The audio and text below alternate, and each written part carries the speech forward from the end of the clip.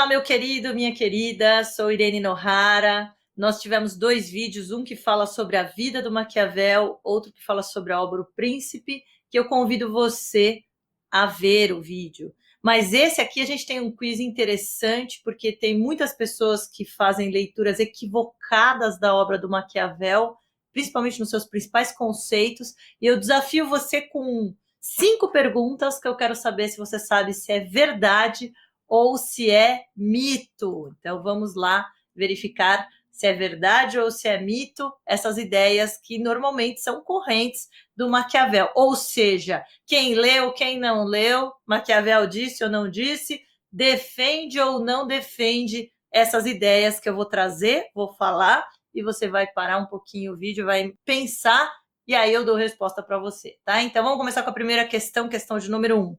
Maquiavel teria predileção pela concentração de poder em um só governante, o príncipe, sendo um verdadeiro estimulador do autoritarismo antidemocrático. E aí, é verdadeira ou é falsa a resposta a essa indagação? Falsa. Maquiavel analisava que diante da Itália dividida em 5 territórios ali que brigavam intestinamente entre si, geravam um caos e a instabilidade, ele entendia que o principado seria o melhor remédio, mas não o melhor dos remédios para toda e qualquer situação. Então veja que ele via 2 remédios para uma circunstância de anarquia, o primeiro o principado, depois a república, mas ele não entendia e ele não tinha predileção pelo principado. Ele falava que para determinadas condições havia necessidade do principado, mas que a república teria também inúmeras vantagens em relação ao principado, sobretudo pela sua estabilidade, por contemplar homens virtuosos, mas ela não seria remédio para toda e qualquer situação.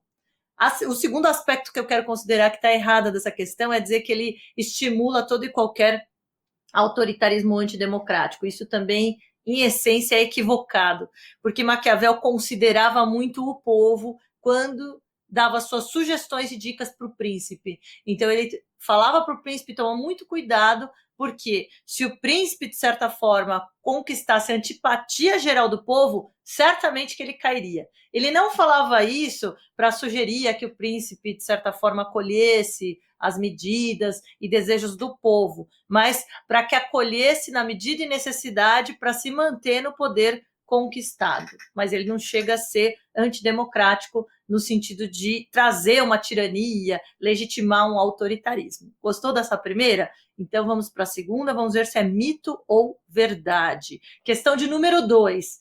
Entre a aparência e a essência, Maquiavel acha mais importante que o príncipe aparente ter as qualidades do que as tenha essencialmente. Tá certo ou tá errado? Tá certo. Então, Maquiavel falava justamente isso, que entre a aparência e a essência, às vezes, se o príncipe tiver que escolher, é melhor que ele aparente, porque as pessoas, no fundo, elas se impressionam mais com o que elas veem do que elas têm no seu tato. E nem todo mundo tem acesso ao príncipe, só sua família, só os mais próximos sabem realmente como ele é. Mas as pessoas se impressionam. E, no fundo, ele falava, o governo não tem que ser desempenhado para o vulgo, ou seja, para as pessoas, e as pessoas não se deixam impressionar por aquilo que aparenta, então ele sugeria ao governante que aparentasse ter as qualidades que eram valorizadas pelos súditos, então aparecer como leal, religioso, como alguém que cumpre a sua palavra, mas não necessariamente alguém que deva cumprir em todo e qualquer contexto com essa palavra, sob pena de perder o poder conquistado. Então, essa segunda alternativa está correta. Vamos à terceira? Então, vamos lá.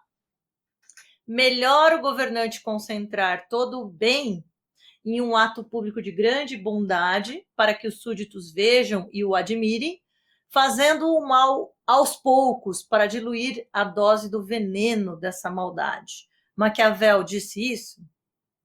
Não, Maquiavel disse exatamente o contrário.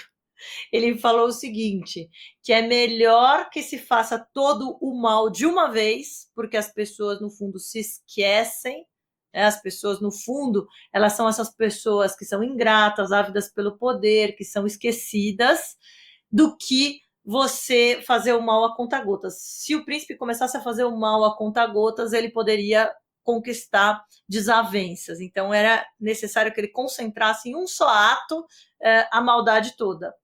E a bondade, por sua vez, como os homens são ingratos, volúveis, se você concentrar toda a bondade em um contexto só, é muito provável que as pessoas esqueçam de toda aquela bondade. Então, a bondade, Maquiavel sugeria que fosse feita pelo príncipe a conta-gotas. Né? Então, veja que é exatamente o contrário. E aí, acertou essa? Então, vamos para a próxima. Número 4. Maquiavel achava que o governante deveria ser amado e ao mesmo tempo temido, mas assim, o ideal seria, né, que ele fosse os dois, amado e temido. Mas diante da impossibilidade de ser tudo simultaneamente, é melhor ser temido do que amado pelos súditos.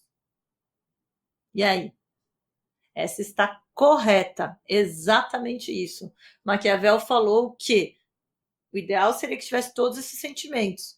Mas como os homens são volúveis e ingratos, o fato só de amarem não significa que vão conspirar. Mas como são covardes, o fato de ser temido pode evitar conspirações. Então, entre ser amado e ser temido, se tiver que optar, Maquiavel sugere que o príncipe seja temido para evitar conspirações. Mas também o príncipe não pode ser odiado. A Maquiavel também estabelece um equilíbrio em relação a esse jogo de possibilidades. E por fim, vamos lá. Vamos ver a última, se você acerta. Maquiavel disse: os fins justificam os meios.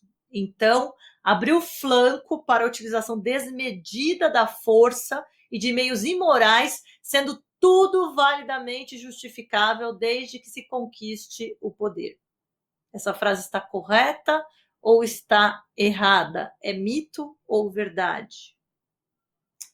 Errada, gente, errada. Errada, e eu vou explicar aqui por que essa frase está errada, tá? Se a gente fizer uma análise mais atenta em relação à obra O Príncipe do Maquiavel.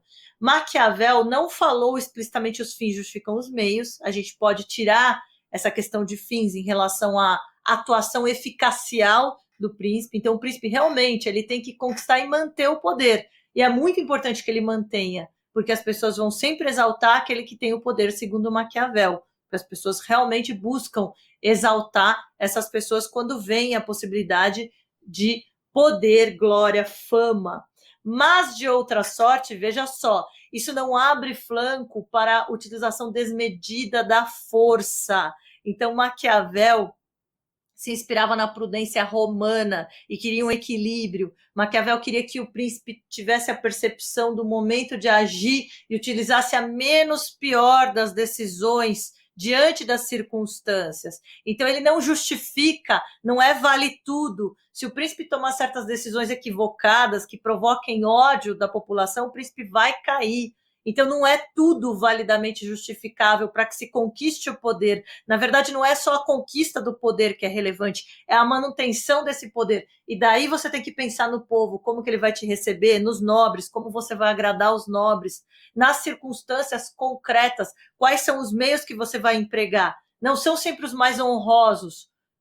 Maquiavel também joga com a possibilidade de utilizar os meios menos honrosos, mas só diante da necessidade, da circunstância e com equilíbrio e prudência diante do caso concreto, dentro de uma ética que é mais própria da política do que a ética que é voltada a fazer da bondade uma profissão. Né? Então veja que por isso que ele foi odiado, né? Maquiavel foi odiado, foi chamado de Old Nick, do verdadeiramente da pessoa mais diabólica, porque ele falou aquilo que ninguém fala.